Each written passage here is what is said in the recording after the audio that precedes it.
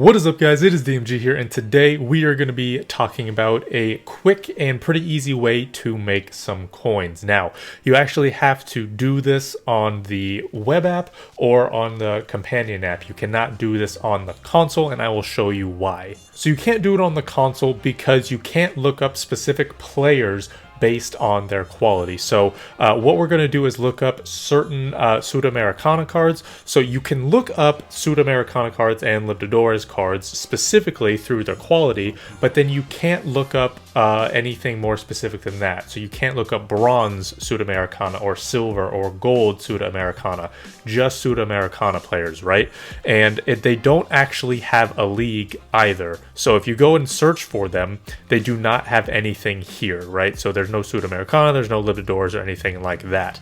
So you actually need the web app or the companion app in order to do this. So once you are on the companion app or on the web app, go to your transfers just like we did on the console. And then from here, you're going to again look up the Sudamericana cards. But this time you want to look them up by league, because from here, you could actually look up the quality if you look up the league, right? So again, Sudamericana by league, and then you can look up the quality. So what you want to do is look up gold Sudamericana cards. Now this is just one league specifically. You could do this with Libertadores, you could do this with other leagues, and then the best time to actually bid on these cards is going to be during when packs are being opened. So Thursdays and Sundays, because of the Foot Champs and Division Rivals rewards on Thursdays, and then because of the Squad Battle rewards on Sundays. And what you do from here is mass bid on a lot of cards. Now, what you want to do is two things.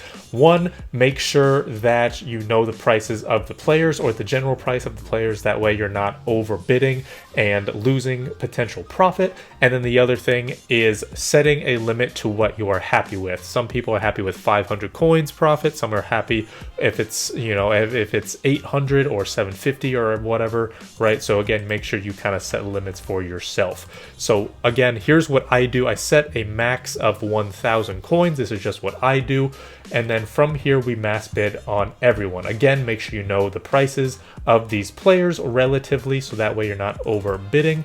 And then from here, we're just going to bid around whatever we are comfortable with. So again, this is what we do. We mass bid on all of these players. And again, the point of mass bidding is setting up so you can actually get a lot of these cards. You're not obviously going to get every single card, which is also why we are mass bidding, right? You're not going to be making 5,000, 10,000 coins per player by any means.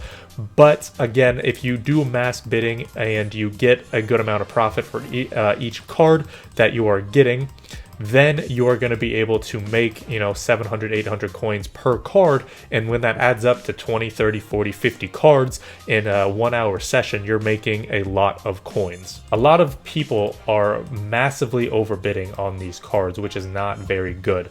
Again, make sure you know the price limits of these cards. That way you're not massively overbidding, or you're only making like 5 coins profit per card.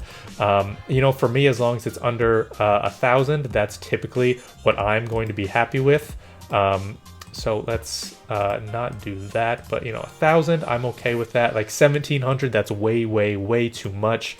Again, it's important to know the price of these cards. Now, you guys saw that I bid on around 10 cards or so, and I got 4 of them, 3 of which were under 1,000 coins, which is really nice. So again, you're not going to get every single card that you bid on, which is understandable, right? You're mass bidding. There's going to be other players that are bidding on them. So one, it's important to, again, understand the prices of these players, but then 2, make sure you actually have backup leagues to do, right? So if someone happens to, be bidding on a lot of the same cards you are, and you just can't get certain cards at a certain price, switch to another league so then you can do that. And again, it's going to be a lot more helpful to do it with the Sudamericana and the Libertadores cards, because with these two cards, or these two types of cards specifically, you can look up the quality of them on the web app and on the companion app, while you cannot do it on the console. So it's going to be a little bit easier to bid on cards this way with these specific types of cards.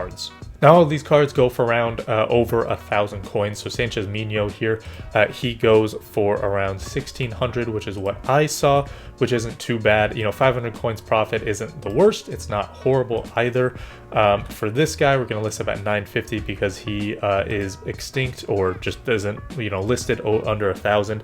Angulo here and Hoyos go for around 1,600, so that's 700 coins profit right there, which is really nice. So I actually did this with a bunch of other cards as well because I'd actually made this video before, but my audio was not working, so I had to remake this. But I had bid and done this with I think around like 20-30 players at one point, and you know, I started at 600k, right? And this all took me, with bidding on the players, listing them, and selling them, this all took around 30 minutes or so. So to make, you know, with once these guys sell, at least that'd be around 30k, a little under 30k in around 30 minutes or so, right? So that means you can make around 50k in an hour. And you know, if you were to do it for an entire day, or at the very least a few hours, you could very well be making over 100k. Now it's, you know, obviously going to be very frustrating to do it, and it's going to take a lot of time to do it. I'm not saying that it's easy, I'm not saying that it's fast,